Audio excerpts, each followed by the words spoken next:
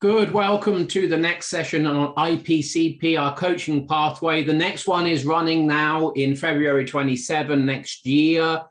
These videos to support you in understanding why you should be joining that.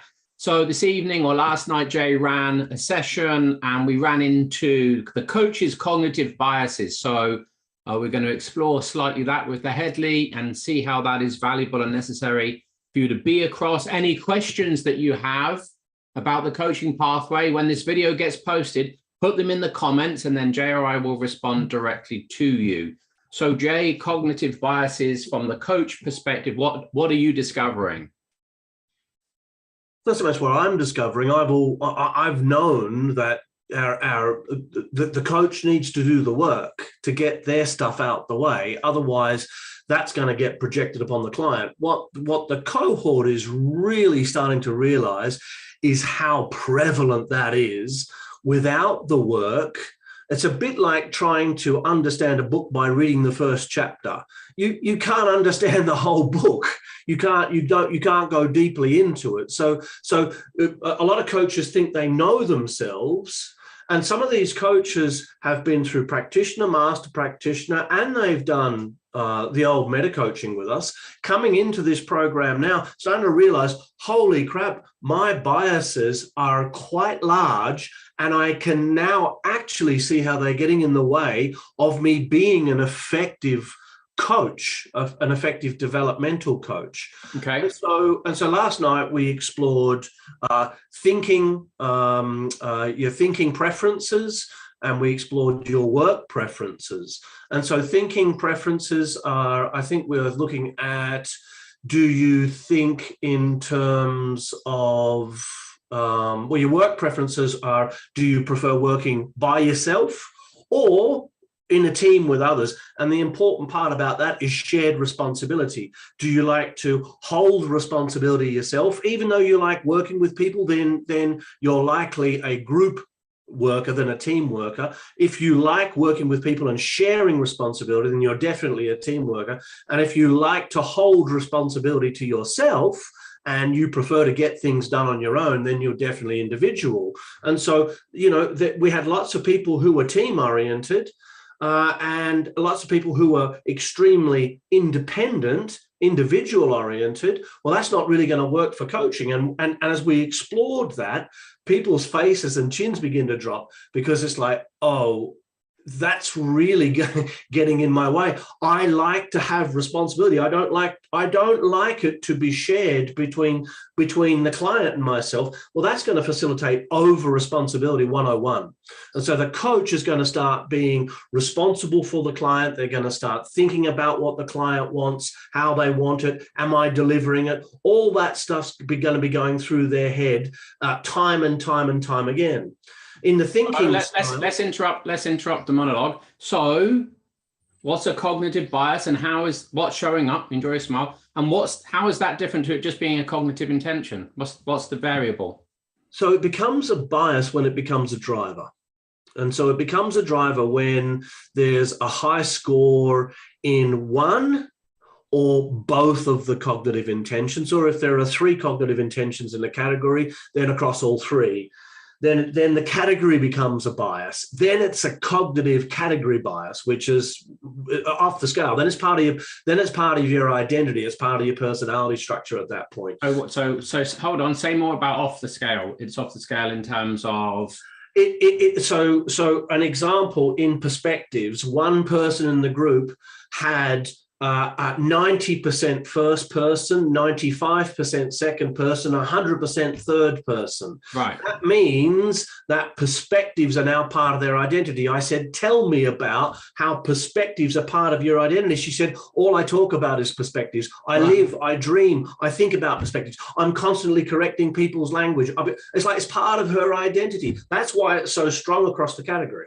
So the whole category becomes a driver. How does that play out as a bias for that student particularly, without going into who that was? because they'll be constantly just coming back to perspectives. They won't be referencing anything else other than perspectives. They won't be referencing cognitive biases. They won't be referencing beliefs. They won't be referencing values. They'll just go, this is a perspective problem, because that's all there is. It's like tunnel vision. And so suddenly, well, that's your perspective, in his or her relationships, primary relationships. Well, that's your perspective, sweetheart. It's not my perspective. Can you hear how subjective that is? They're getting into arguments over whose perspective it is, because it's part of the identity structure now. Yeah. And so the bias is what, though? The bias is a category bias. Right. Yeah. Whereas if a person had a bias for second person perspective, and their score in second person perspective was 60%, and their score in first and third person perspective, let's say, was 25-30%, then second person perspective becomes a driver. Therefore referencing what you think other people are thinking and referencing what you think other people are feeling becomes a driver bias for you. Sure. Good. Okay. And what to do, and how is the course helping with that for the student? As we go deeply into each of the biases, the students are seeing not only how the bias runs for them, but we're having individual and collective coaching conversations where everybody's invited into the process. So I'll coach somebody to their bias by asking, what's the positive intention of the bias? How does it serve you? How does it not serve you? Really simple questions. As you sit back, do you have permission to be able to expand your thinking to include the other perspectives, to include the other views within that category? Stuff like that. But then we'll slow it down. And we'll go, what question would you ask here across the cohort?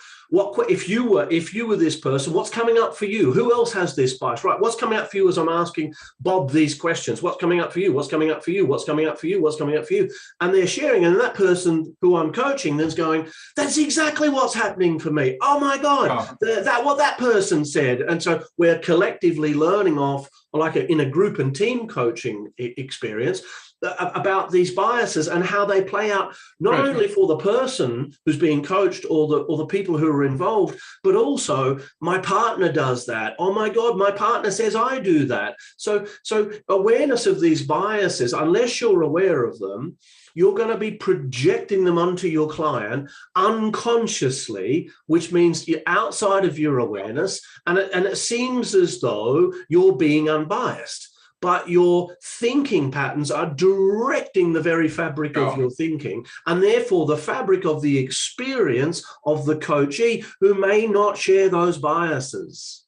So what kind of coach can we expect to be coaching that isn't aware of these biases? What's the kind of quality? What's the likely outcome of the sessions with their clients? Well, they'll have an unconscious agenda, Joseph. So they will hold an unconscious agenda to get somewhere. Let's say they had high achievement and high influence in terms of their success strategy. Yeah.